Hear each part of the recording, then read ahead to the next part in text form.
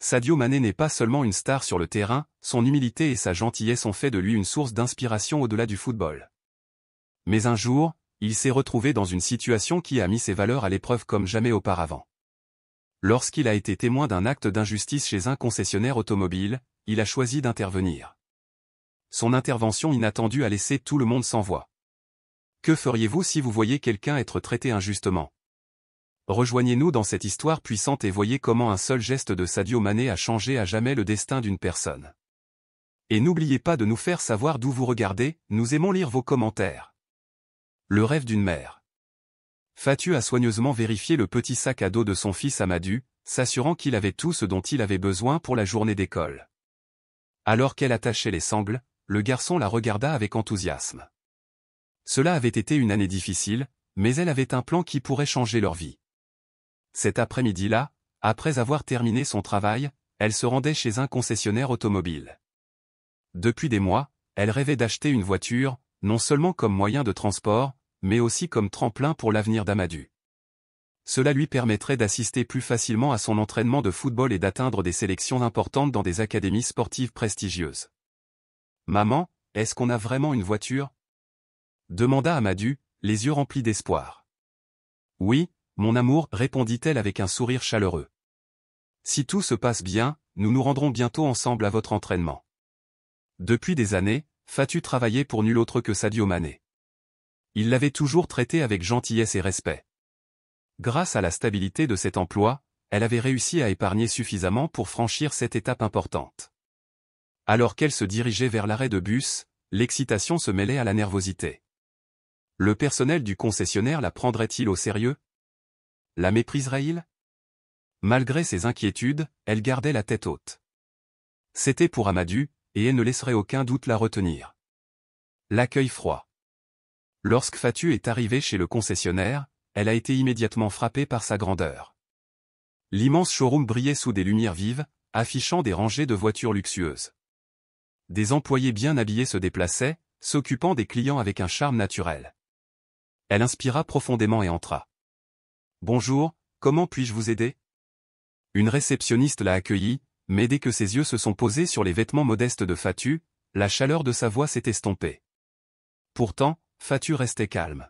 « J'aimerais voir des voitures pour ma famille, dit-elle poliment. Le regard de la réceptionniste l'a parcouru de la tête aux pieds, son expression masquant à peine le scepticisme. Elle jeta un rapide coup d'œil aux véhicules haut de gamme qui les entouraient, puis hésita avant de répondre. « Êtes-vous sûr d'être au bon endroit ?» demanda-t-elle d'un ton distant. « Ici, nous sommes spécialisés dans les voitures de luxe. » Un sentiment d'embarras frappa Fatou, mais elle refusa de le laisser paraître. « Oui, j'en suis sûr. J'aimerais voir quelques options, » a-t-elle insisté. La réceptionniste hésita avant de téléphoner discrètement. Elle parlait à voix basse, jetant parfois un coup d'œil à Fatou. Quelques instants plus tard, un homme de grande taille vêtu d'un costume coûteux s'avança vers eux. Sa présence respirait l'autorité, mais son expression était celle de l'arrogance plutôt que du professionnalisme. « Bonjour. Je m'appelle Julienne, la gérante de cette concession, dit-il froidement. Comment puis-je vous aider ?» Fatou croisa son regard avec une confiance tranquille. « Bonjour, monsieur Julienne. Je souhaite acheter une voiture pour ma famille. Pourriez-vous me montrer quelques modèles ?» Julienne haussa un sourcil et laissa échapper un petit rire dédaigneux. « Une voiture pour ta famille, tu dis ?» Il sourit. « Eh bien, je devrais vous faire savoir que nous vendons des marques exclusives. Je ne suis pas sûr que ce soit le genre d'endroit que vous recherchez. » La condescendance dans sa voix fit serrer les mains de Fatou à ses côtés. Mais elle a refusé de se laisser intimider. « Je comprends que ce sont des voitures de luxe, dit-elle fermement. Je peux payer. J'aimerais voir les modèles. » Julienne croisa les bras, l'étudiant avec un dédain à peine voilé. « Écoutez, madame, je ne veux pas vous faire perdre votre temps. Les voitures ici commencent à des prix qui, eh bien, je ne suis pas sûr qu'elles soient à votre portée. » Fatou sentit la chaleur lui monter aux joues alors que les clients à proximité commençaient à le remarquer. Elle pouvait sentir leurs yeux sur elle, leur jugement silencieux suspendu dans l'air. Mais elle n'allait pas reculer. « Je pense que c'est moi qui devrais en décider, » dit-elle d'une voix ferme. L'expression de Julienne s'assombrit. De toute évidence, il n'avait pas l'habitude d'être mis au défi. Il fit un pas en avant, sa posture se transformant en une posture d'intimidation silencieuse. « Laissez-moi être franc, dit-il, la voix débordante de condescendance. Je ne comprends pas pourquoi quelqu'un comme vous est ici. Ces voitures ne sont pas bon marché.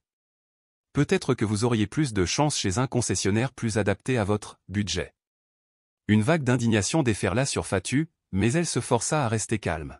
« Je ne suis pas venu ici pour être jugé sur mon apparence, » a-t-elle déclaré.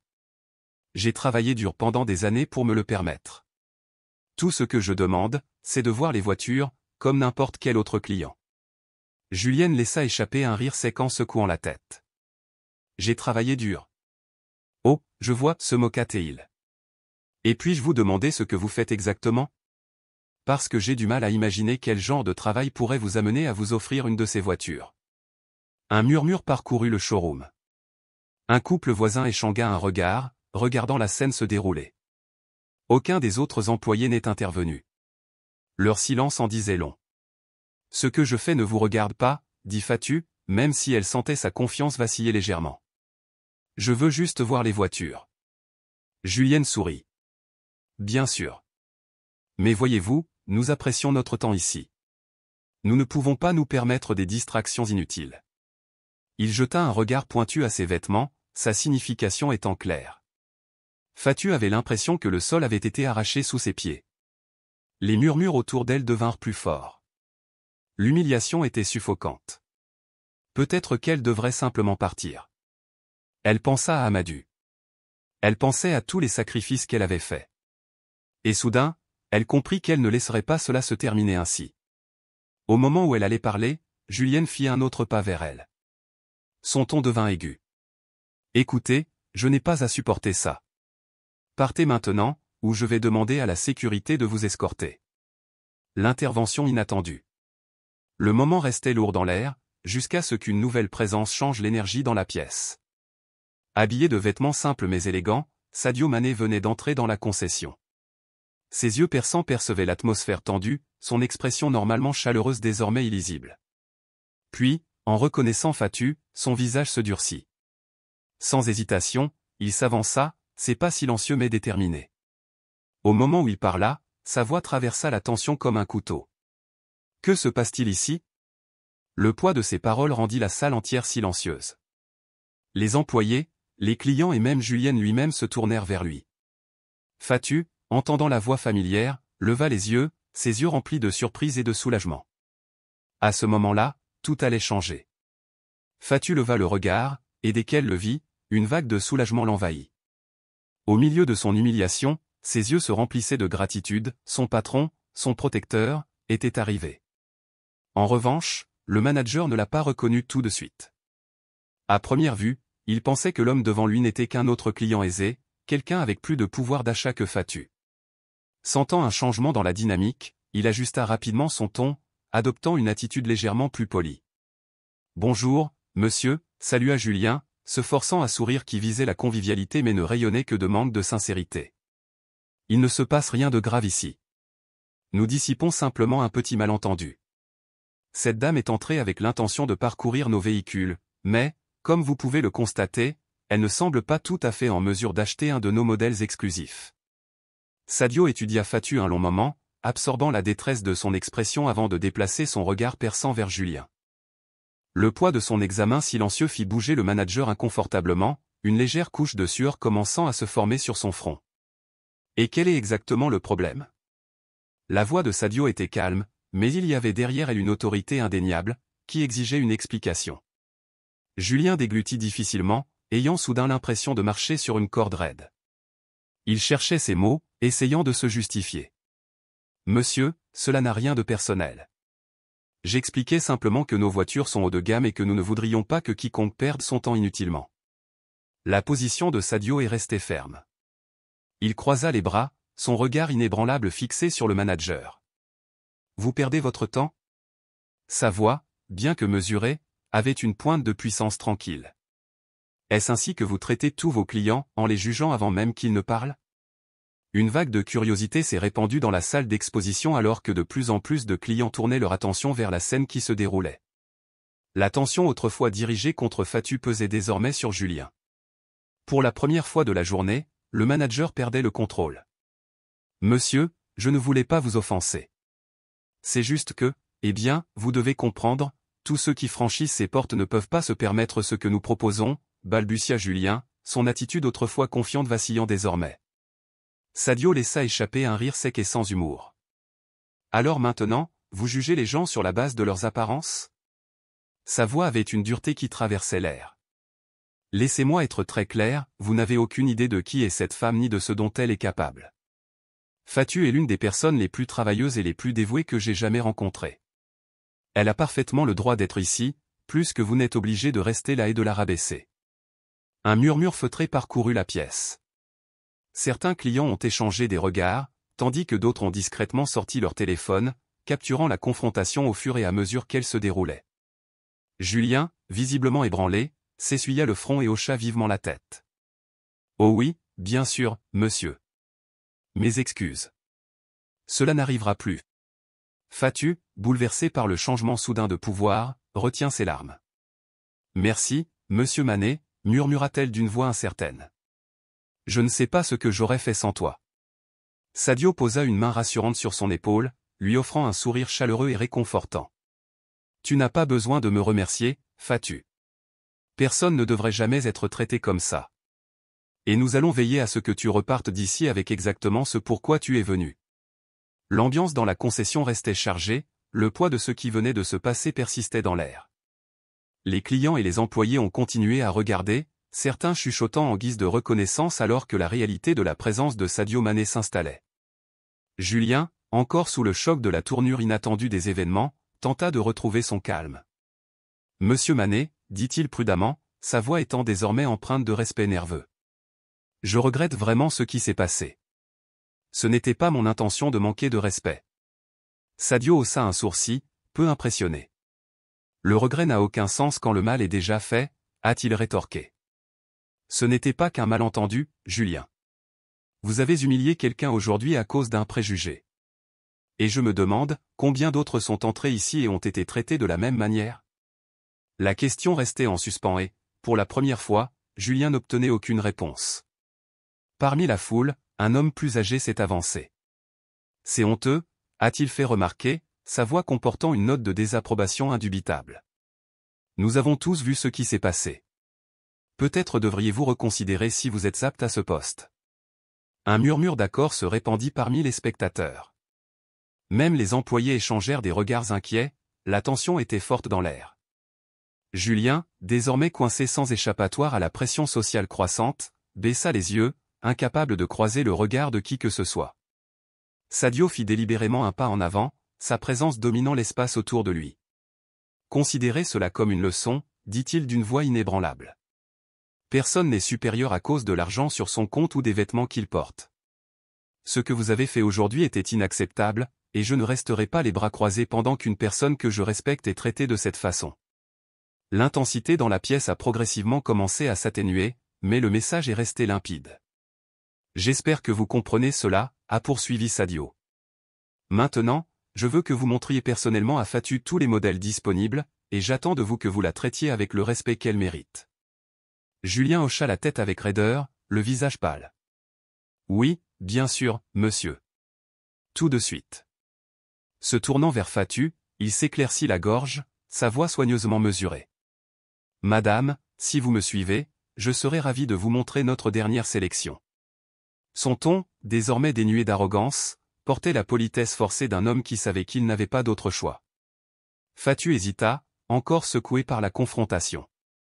Mais un signe de tête rassurant de Sadio lui donna le courage dont elle avait besoin. « Vas-y, Fatou » l'encouragea-t-il. « Ne laissez pas ce moment définir votre expérience. Vous avez travaillé dur pour cela, vous méritez d'être ici. » Un doux sourire étira les coins de ses lèvres alors qu'elle prenait une inspiration régulière. « Merci, monsieur Manet, dit-elle sincèrement. Pour tout. » Sadio rit légèrement. « Tu ne me dois rien. J'ai seulement fait ce qui était juste. Maintenant, va chercher la voiture parfaite pour toi et ta famille. » Alors que Fatou s'éloignait, la tension dans la pièce commença enfin à se dissoudre. Les murmures qui portaient autrefois de l'incrédulité se sont désormais transformés en admiration. Une jeune femme s'approche de Sadio, son téléphone à la main.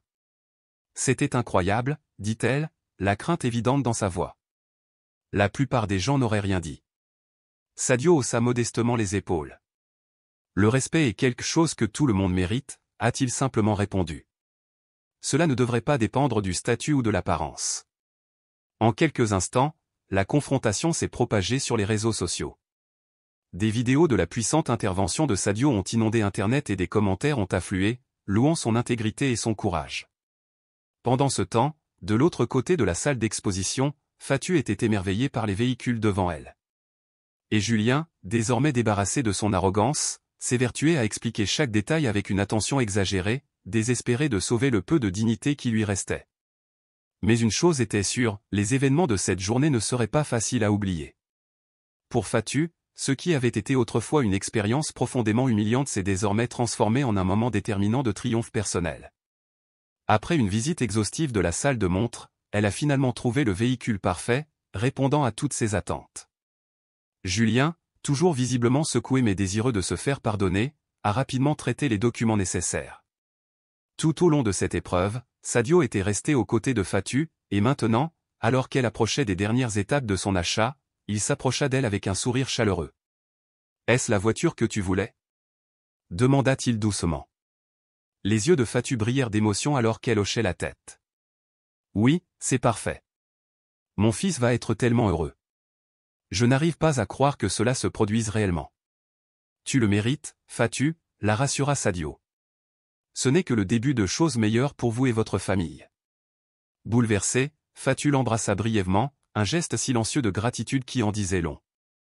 Ce qui avait commencé comme un moment douloureux d'embarras public était désormais devenu un puissant témoignage de résilience, d'empathie et de justice. L'atmosphère à l'intérieur de la concession avait radicalement changé. La tension antérieure s'était dissipée, remplacée par un sentiment chargé d'inspiration et d'espoir. Les clients chuchotaient entre eux en racontant l'événement extraordinaire dont ils venaient d'assister, tandis que les employés échangeaient des regards étonnés. Beaucoup avaient encore du mal à comprendre que le footballeur de renommée mondiale Sadio Mané était parmi eux, défendant farouchement le droit à la dignité des travailleuses domestiques. Malik, l'un des plus jeunes employés, s'approche prudemment de Julien, encore sous le choc de l'incident. « Comment as-tu pu ne pas reconnaître Sadio Mané » murmura-t-il avec incrédulité. « C'est une star mondiale. Tout le monde le connaît. » Julien se passa la main sur le visage, l'air profondément embarrassé. « J'étais tellement pris par ma propre arrogance, a-t-il admis, la voix lourde de regret. J'étais trop concentré sur la sous-estimation de cette femme pour même remarquer qui se tenait à côté d'elle. Cela pourrait me coûter mon travail. » Pendant ce temps, Fatou se tenait aux côtés de Sadio, essayant toujours de comprendre tout ce qui s'était passé. « Je pensais vraiment que j'allais sortir d'ici humilié, sans même avoir la chance de voir une voiture, » a-t-elle avoué, la voix tendue par l'émotion. Sadio eut un sourire rassurant. Il est choquant de voir à quelle vitesse les gens jugent les autres en fonction de leur apparence. Mais vous n'êtes pas obligé de vous laisser définir par cela. Vous avez travaillé dur pour en arriver là, et aujourd'hui, plus rien ne vous gênera. Pour la première fois depuis longtemps, Fatou sentit monter en elle une nouvelle force. Elle pensait à tous les sacrifices qu'elle avait faits pour sa famille et au chemin parcouru malgré tous les obstacles. Les paroles de Sadio lui ont permis de se sentir vue, valorisée et respectée, quelque chose qu'elle avait rarement vécu dans un cadre aussi public. Pendant qu'il parlait, l'un des clients qui enregistrait la scène s'est avancé. « Excusez-moi, monsieur Mané, dit-il avec hésitation. Je voulais juste dire que ce que tu as fait aujourd'hui était incroyable. Le monde a besoin de plus de gens comme toi. » Sadio serra la main de l'homme avec humilité. « Merci, mais je n'ai fait que ce que tout le monde devrait faire. Le respect ne devrait jamais être un privilège réservé à quelques-uns. » Fatou a été profondément ému par la façon dont ce moment a résonné auprès de toutes les personnes présentes. Mais l'impact s'est étendu bien au-delà du concessionnaire.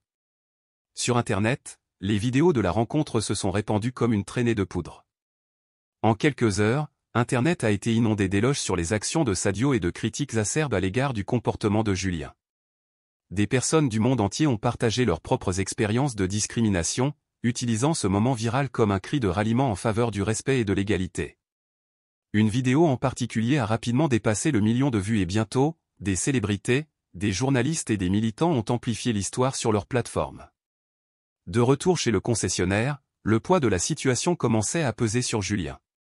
Face à l'attention croissante du public, il s'est rendu compte que sa seule option était de prendre ses responsabilités. S'approchant de Fatu et de Sadio, il parla d'une voix bien plus douce que celle qu'il avait utilisée toute la journée. « Madame, monsieur Manet », commença-t-il, le ton empreint de véritable remords. « Je tiens à m'excuser à nouveau. Il n'y a aucune excuse pour mon comportement. J'ai été irrespectueux et j'ai eu des préjugés, et je regrette profondément de vous avoir fait ressentir cela. » Fatu étudia son visage un instant, à la recherche de sincérité. À sa grande surprise, elle a constaté que la peur des conséquences avait été remplacée par quelque chose de plus significatif, une véritable compréhension.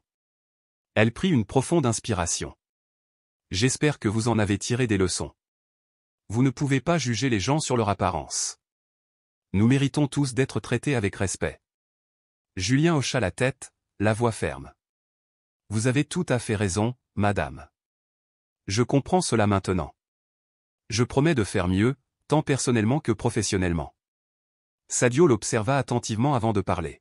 « Les excuses sont un bon début, Julien, dit-il fermement. Mais le véritable changement vient de l'action. Assurez-vous que ce qui s'est passé aujourd'hui ne se reproduise plus jamais. »« Je le ferai, » promit Julien en baissant légèrement la tête en signe de respect.